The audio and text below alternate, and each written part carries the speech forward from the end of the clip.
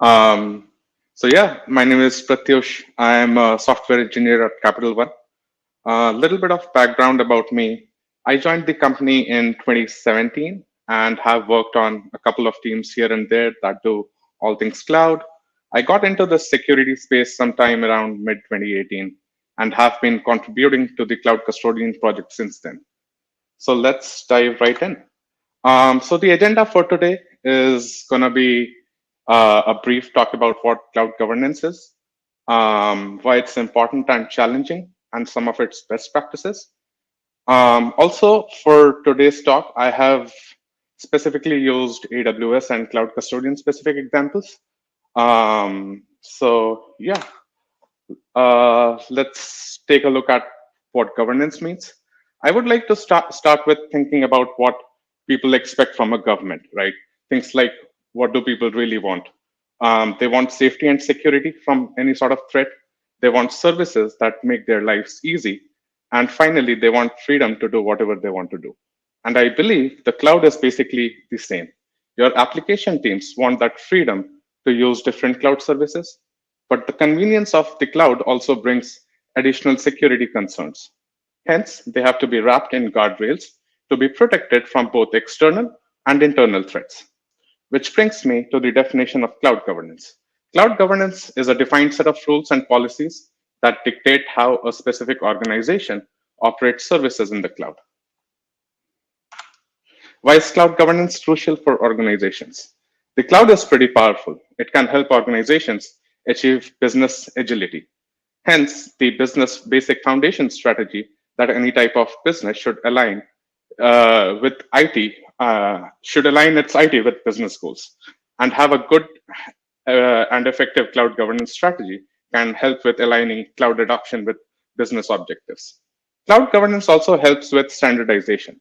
Standardization promotes the adoption of cloud by enabling self-reliance across users in applying the suggested cloud best practices and security policies. It also helps reduce technology debt. Tackles security and compliance. Having a robust cloud governance framework ensures security of cloud resources, applications, and data. With a cloud governance model that meets the highest industry standards, you can be sure that your resource adhere to necessary compliance requirements. It also ensures that any non-compliance is recorded, tracked, and disposed in a structured manner. It also helps driving audit readiness. Most companies have a foothold in more than one country. That means they must abide by all applicable laws and regulations that apply to their industry and be ready for any sort of audit. Cost optimization. A cloud governance framework is extremely important in controlling costs, as enterprise can analyze cloud usage, metrics, and monitor costs. They can hence reduce spend by identifying assets that can quickly be terminated. And finally, it grants freedom. Once we know that there's a policy posture that's being enforced, we can give our teams that freedom to use the cloud and move on with way more speed and flexibility. Moving on to the next slide. Let's talk about some of the challenges. The cloud is moving fast. New services and capabilities are coming out all the time. When we think about governance, we have to be ready for that. We have to think of ways so that we are able to handle that speed. Application teams now have the power because with the model of self-service, application teams choose when to deploy their infrastructure. They also choose which services to use. They are in control of their infrastructure now. And from a governance point of view, again, we need to be ready for that. We don't want to be in their way and slow them down. If our processes, procedures, and security controls are right, we can stay in that world of self-service where we can help people be successful and stay out of the world where we are responsible for all their requests. And finally, the expectations have been high since any time before. Things like, oh my God, you haven't turned on flow logs. Have you not enabled guard duty? Or are you not encrypting everything in the cloud? And by the way, these things are moving forward with more and more things every year, and the expectation keeps going up. And to be real time with cloud governance, it's important we keep in mind the breadth and scale of the cloud.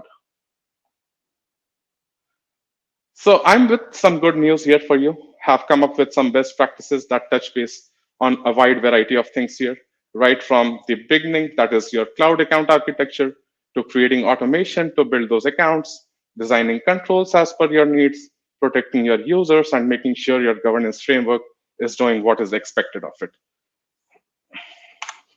So I'm going to talk a bit about advantages of using multi-account architecture. Although the single account model may seem useful from a management point of view, however, it becomes extremely difficult to manage an account with multiple users and applications. It introduces another layer of shared responsibility model, and then you have to think about things like how do I prevent resource shopping, meaning users or applications using cloud resources that were not created for them. On the other hand, having workloads run inside their own dedicated account can have numerous benefits, right from resource isolation to reduction in blast radius. The multi account strategy simplifies the process of achieving least privilege access. It also gives you the flexibility to apply different security policy based on environment type. For example, it's common to apply different security and operational policies for the non-production and the production environments of a given workload. Other important benefits are cost management and preventing API rate limiting issues. Next on is infrastructure, and that's really about making sure that the environments are built in the right way, right from naming, tagging an account, and storing the metadata for a later use to building the network infrastructure. For example, VPC, NACLs, security group, route tables, etc. Turning all cloud native tools like CloudTrail, GuardDuty, or Flowlogs, for example, creating IAM roles or applying service control policies as per the least privilege principle, and giving your users a patched or latest version of an approved machine image to start with. Laying out that common architecture and building automation for it so that the users don't have to do much groundwork. Next on is control design and specification. So the goal here is to ensure consistency in the design and operation of security. To be able to automate this, you have to think about it as a whole. If you're going to launch a server, what do you need? From a security compliance and architecture perspective, you need to understand your networking. Does that network have reachability? Once that's done, what security group should it use? What ports does it have? What AMI is it running? And things like that. We might also want to tag it for cost and identification reasons. So you may have to answer 1,000 questions so that you can build your automation framework and stay in control. But honestly, all of it comes down to these four fundamental patterns: IAM, encryption, network reachability, and tagging strategy. And what you may find is while you may be recognizing how to use this pattern and start making those decisions, there's that one thing that needs an exception. There are always valid use cases out there where, say, a bucket needs to be publicly accessible. So you can't think of these controls as a policy at the top. These controls have to be designed such that you have to think of them in terms of controls and exceptions. And you're going to have a lot of them. So when you're thinking about building your automation, you need to think about both enforcement piece and the exception handling piece. The other aspect of control design could be non-security related things like cost, things like policies that could be written to improve the hygiene of your environment. For example, cleaning up CloudWatch alarms in error state, turning off instances and database at night, etc. By the way, you could also have controls around enforcing timely backups, like creating snapshots out of volumes or enabling automated snapshots on databases, or kind of using the AWS backup plans to enforce tag on your resources for a valid backup. Protect. Once you go in the cloud with the model of self-service, you are no longer asking your infrastructure teams for a server. You're now saying, you're not saying, can I launch a server? Or please help me do this. Also, you don't want to protect the cloud via handcrafted spreadsheets with multiple tabs in it to track governance and ask people to respond to every cell within them. It's not really scalable. What I'm trying to get to is the thing you would want to do today is to find out ways to do increased and automated governance. As you move more and more in the cloud, it becomes way more about collaborating, educating, and working with your users. And that would be done in two high-level ways. Approach one would be to fix things for them via automation and tell them about it so that they can apply the same fix to their infrastructure as code and don't run in the same problem again. Another approach would be to block them from creating something bad via preventive control. So let's go over both of them in detail. This slide kind of tries to explain what automated remediation comes down to. So the first and most basic type would be the action to report or notify. These are considered neutral actions since they don't change the state of the resource.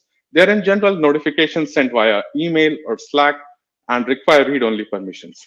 And of course, the permission to send a message to your transport mechanism. Streaming or publishing these actions seem the natural way to deliver them to the users. From a reporting point of view, these events can also be sent to a tool of your choice for consolidated view. But if you're keen on using cloud native service, AWS Security Hub can be a potential option. Cloud Custodian has native integration with AWS Security Hub. With Cloud Custodian findings sent to Security Hub, users can then use it as a self-service tool to filter all their findings based on resource tags or any other parameter for that matter.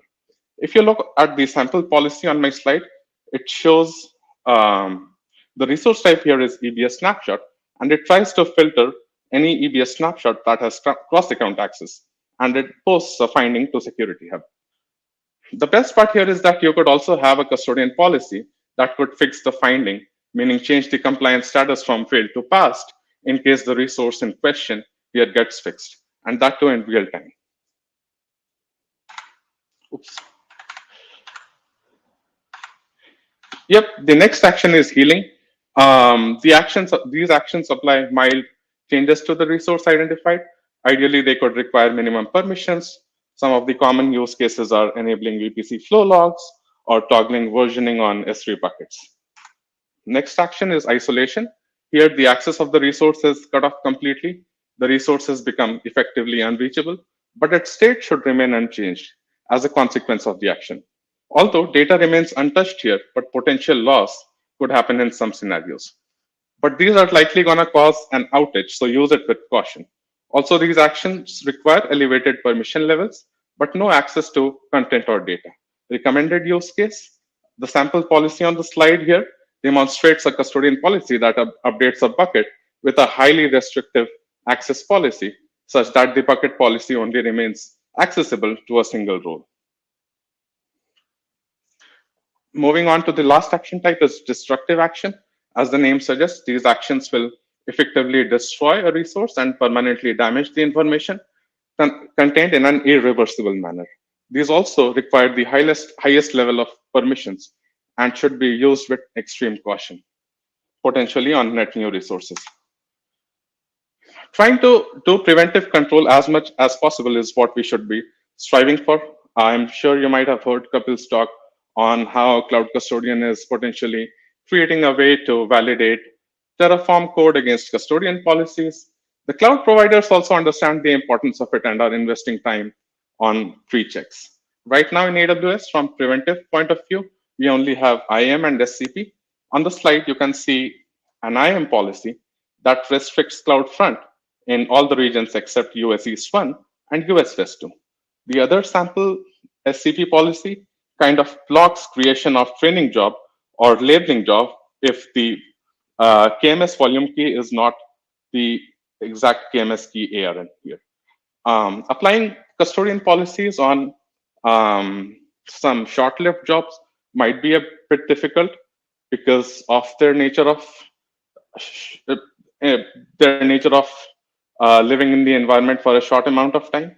So these preventive policies can come handy in those scenarios. And lastly, I cannot emphasize enough on the importance of monitoring, right from keeping up to date with new capabilities that would enable you to optimize things. As you can see on the slide, earlier we used to apply encryption on EBS volumes, and later these settings got changed at account level, which kind of made these policies more optimized and less time consuming. On the other hand, I also want to emphasize on some of the most common errors that you might run into while running Cloud Custodian in AWS. A lot of them are related to access denied or authorization error that could potentially come off an invalid IAM policy or a resource-based policy and whatnot. And finally, the timeout, which is not an error per se, but if you're running huge number of policies in a busy account, there are chances that you might not end up finishing your policy runs. And hence, keeping an eye on your monitoring or keeping an eye on your policy logs is the thing to do here. And with that, I am at the end of my presentation. Happy to take any questions. And